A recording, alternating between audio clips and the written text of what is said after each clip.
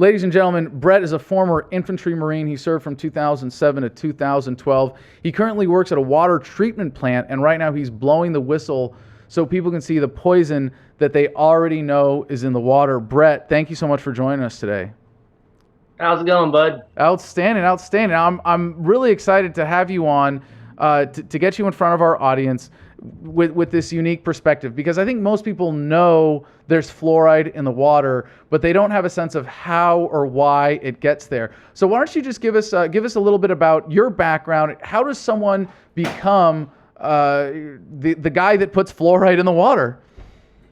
Well, I thought I was lucky when I got the job because I was working, I was cutting down trees, working for a tree company and like getting paid really low wage. And I just got lucky because of my service as a Marine, and the boss was a Marine. And he was like, "Hey, I'll get you this job." And I was like, "Sweet, I'm making some good money finally." I went and bought a house, and then it's like, "Oh well, that wasn't as cool as I thought it was either." But You mean being tied into the banking dominated housing yeah, system? Yeah, okay. exactly, exactly. And I thought it was, great for a while. I was like, yeah, I'm actually doing a good service. But when I realized that, I mean, why I'm a whistleblower is it was just common sense, All right, well, It's like, hold on. I think our viewers want to get a little more perspective on how you got to this point. So you were working a shitty labor job, and you wanted a way out, and you had an opportunity. You had a veterans connection, and he said, "I can get you this job." But there's a training process, right? What was the training process, and what did you have to go through before you got into this relatively seemingly cushy gig? well, it's 2 years on the job experience. Then, and that's so you're like, I'm still in that. So I have to be trained on the job for 2 years. There's a big book about this big and a section of fluoride about this big in it, and you have to learn all that and go and take a test, and it's like a 200 question test. And if you fail, you're out. If you pass, you're in. But there's a lot of training prior to that. But as far as putting fluoride in the water, it's like, yeah, you put this bag in, you wear this, gear, and don't talk about it. Because I had to sign something that said, if you talk about certain things we do here, like putting fluoride in the water, we can fire you. Okay, so you're still in this training period. Are you comfortable talking about how much money people make doing this job, or at least what's typical in America? I make $27 an hour. Damn. Yeah. Damn, that's a really cushy gig. And I like literally press. I mean, unless something breaks, I like sit on a chair and I press a button, and then I wait a couple hours and then press a button, and it's kind of looks like a Star Trek a ship. There's like this wall with a whole bunch of buttons and lights on it, whatnot. I mean, it's really easy unless something breaks. And if something breaks, I have to fix it. And if someone gets hurt or from drinking the water, it falls on me. So it's big. It's more of a responsibility. But even then, you have a manual. So as long as you can say that you were following procedures, it doesn't matter if someone gets sick, right? That's like that's a defense. If something were to happen, you'd be safe. Okay, and I guess if you're basically sitting, or you're paid $27 an hour to sit around and monitor control them, I guess you've got plenty of time to watch Adam versus the Man and take in other subversive materials. And you said a thick section in your pamphlet about fluoride. What does it tell you in there? It more so tells you, like, not giving you excuses why fluoride in the water. It's just like, fluoride's in the water. You need to accept that, and then it tells you what it does to the system and how, like, your actual, like, we had this a bind up. We had to change all the pipes in the system because it coats the pipes so much, and you can't even get it out to the populace because it's so bad just for the pipes just in the water plant. So it's like it's more about how to fix the problems that fluoride gives you than why it's in the water. So wait, what are the problems? Like, it will, in a year's time, it will build up on the sides. Say you got a pipe that's this big, it'll build up on the sides out, so you got a little pinhole like this, and then all that pressure is stopping and breaking your $1,000 pumps, and it's a whole. I mean, it costs more to fix the stuff that it breaks than to, than to sell it to the populace. Really? So if fluoride is doing this to the pipes, well, before we get it, I want to ask you, what do you think it's doing to our bodies? But before we get into that, you have a video that you've released. I'm going to pull it up on the monitor here next to you. This is fluoride being dumped in the water, hidden video. We've got it on the monitor here, and we can see that you're wearing a gas mask. So you have some. We can turn up the volume and we can hear some of the machinery clicking away in the background. We're going to turn that off here. But we can see in this video that you're wearing a gas mask and an apron and gloves, and you're picking up a 50-pound bag, right? That looks like, or about 50-pound, kind of concrete bag full of fluoride granules, right? That you're dumping not directly into the water, but into some kind of processor. Can you describe exactly the steps you're going through in this video? It basically just puts it into hot water, and I'm taking the bag, opening it up, dumping. I don't know if you have those up or not, but I sent a picture of the back of the bag. Yes, we'll pull that up and read that. Yeah, absolutely. Would you like me to pull it up and read it here? Sure. Okay, so we'll pause this video for just a second, and the label on the bag says, "Warning. Poisonous if swallowed or inhaled. Avoid breathing the dust. Wash thoroughly after handling. Clean up spillage immediately. Wear gloves, respirator, and goggles while handling this material. Antidote. If inhaled, remove to fresh air and restore breathing. Contact with skin and eyes. Flush with plenty of water. For eyes, get medical aid. If ingested, give magnesium sulfate and/or milk of magnesia solution with water. Consult physician. Refer to material safety data sheet." And I just want to pull up the other picture you sent here with the picture of the entire bag.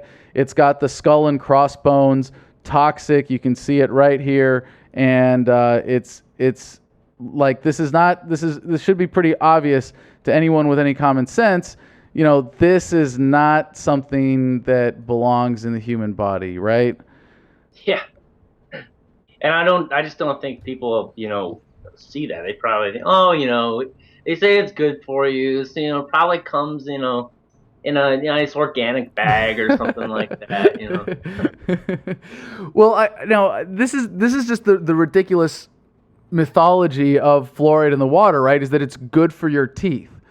And it's so painfully obvious that is an absurd argument. Like, hypothetically, if your teeth as a healthy human being needed a chemical additive to be healthy beyond a well-balanced diet, like your body was not capable of it, and you wanted to treat your teeth with something as strong as this, would you be running it through your teeth and into your stomach, or putting it on your teeth? I mean, just like mouth-washing it and spitting it out. Exactly, right. Doing everything you can to minimize the absorption of this poison.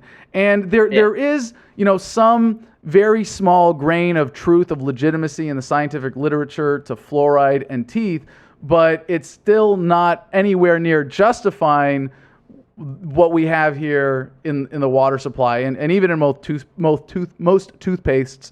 I go with fluoride free when I can. But Brett, how do you think this came to be the norm in America?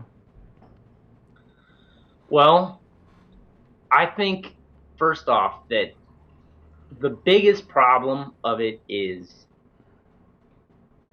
it doesn't matter if you're on the side you think it's good for your teeth or you think it's bad. The government regulates everyone to have it in for all these. I mean, you have to go and find for your water plant if you have it or not. But even if you don't, it's going to be in food that's processed in America. It's going to be in a water bottle, that's processed in America. It's going to be in Gatorade.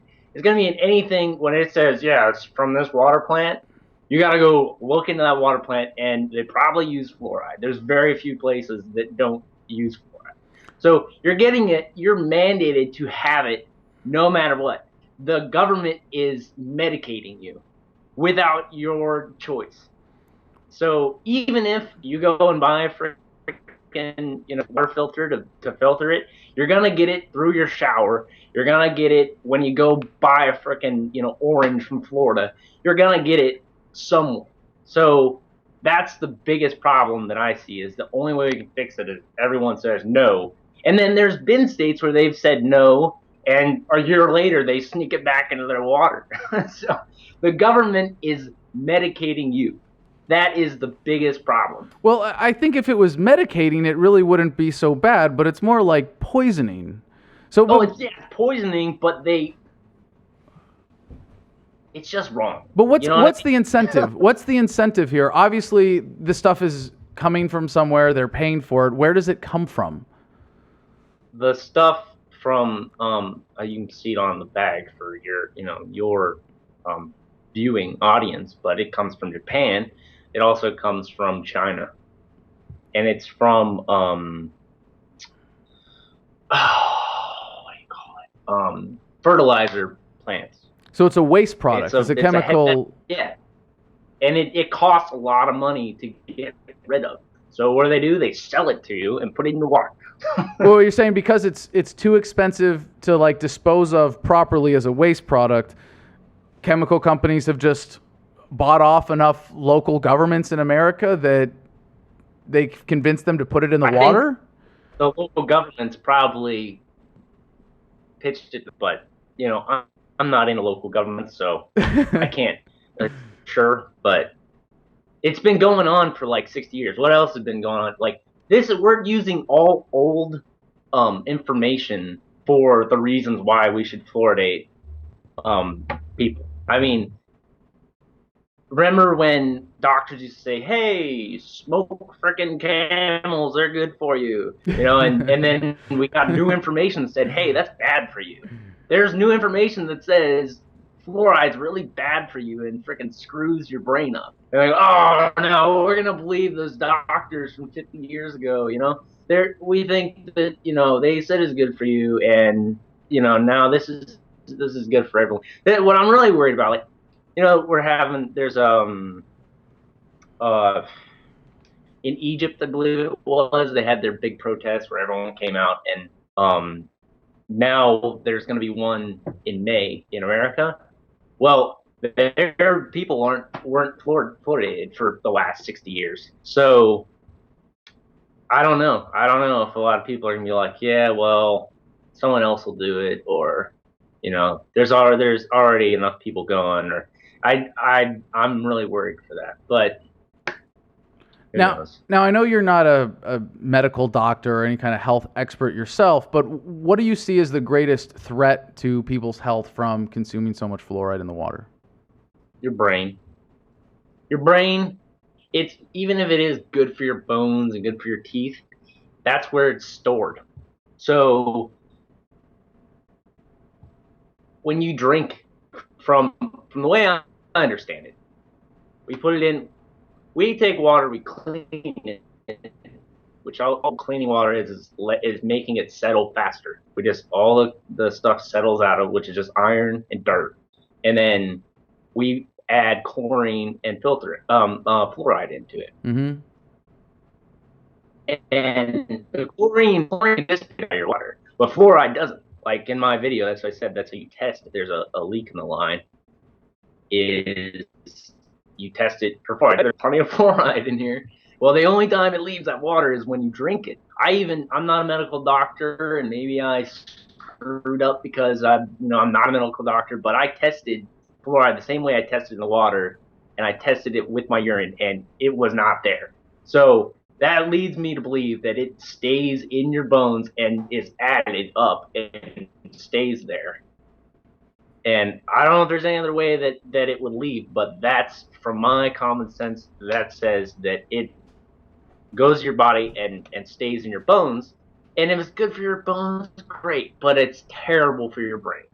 It's terrible. And Now, I think most Americans are kind of skeptical when they hear this, right? They're like, wait, it's like the government is putting something in the water that's going to make me dumber because they're getting rid of chemical waste in order to serve special interests. Now, all of that makes sense, but then how is it that, like, I'm not dumb? Drinking water doesn't make me dumb. I'm smart. Like, how do you convince someone, no, this is actually making you dumber? Because you can't just say, well, switch and get away from this forever, and right away you're going to get smart and you're going to feel the difference. I don't know if right away you're going to get smart and feel the difference after 60 years being fluoridated. That was an argument I had with my mom about it. She's like, I've been drinking fluoridated water for my whole life, and I'm fine. I'm like, yeah, Mom, you're fine. You sit at home and play Facebook games and, watch NCIS marathons. You don't go out and there's problems in the world, and you don't try to change them because you are so, I don't know what it is, but it's like a almost zombified for your own happiness over your potential is brought down, I believe. So the evidence of the effect of this is sort of all the dumb things that you see in America happening are being done by people who are drinking fluoridated water. Dude, it's not even drinking fluoridated water. You're getting it out of everything. Like, it might, me and you might be less affected because we filter our water, but if I break down and go, to a fast food joint or, go buy a Gatorade, I'm getting some form of fluoride in my body. I think that our potential as a country is brought down because of how much fluoride is keeping us down. Well, we just got a reverse osmosis system put in our house under the sink. Very excited about that. Hopefully we'll bring you some reviews when we've got a little more time to test it out. But we got it put in just last weekend, having just moved into this house pretty recently.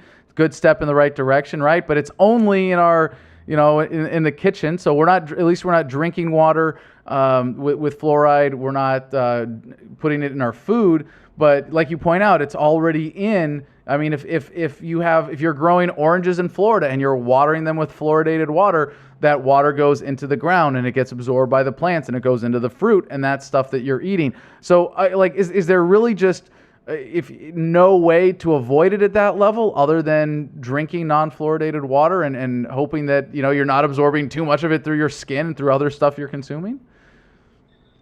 I'm not an expert on this at all, man. But from my opinion, if we don't have the mass of people change their thought process about how this is affecting their body and get it changed together, then they're gonna get away with it. Even if you in your local town go and change it for your local water plant. Like I said, like in Florida, it was like 3 years ago. They were like, okay, now the populace isn't looking. We're just going to put it back in the system.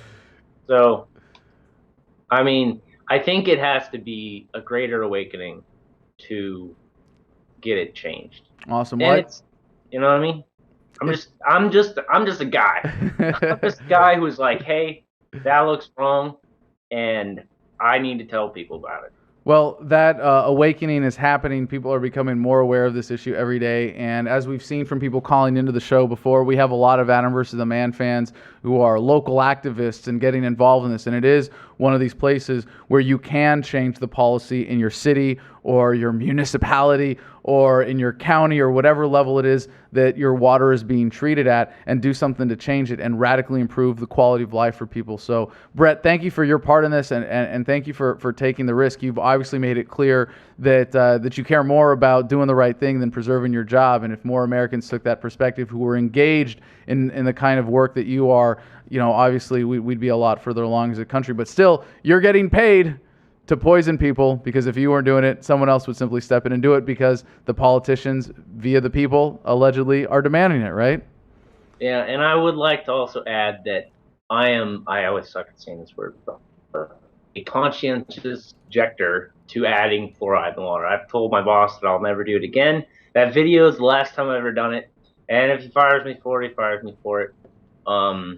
But as of now, it's something you do like every 2 weeks. Put in there. It's like, okay, one of the other guys will do it. It's not, like him is not a big deal. And if I get fired, someone else is gonna do it. But I will never put fluoride in the water ever again. Well, thanks, Brett. I wish everybody else in your job was taking your stand. Thank you so much for joining us. This was one of the things that, that white America didn't want blacks to have. There's just no way that a family can run on a free market model. AR lower receivers, so the evil, Adam Lanza gun.